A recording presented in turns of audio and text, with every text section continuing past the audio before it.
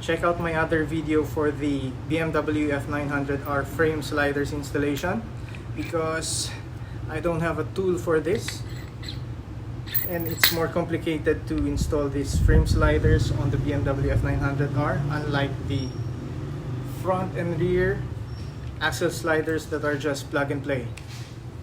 Watch out for my other video. Thanks guys for watching. Till next time.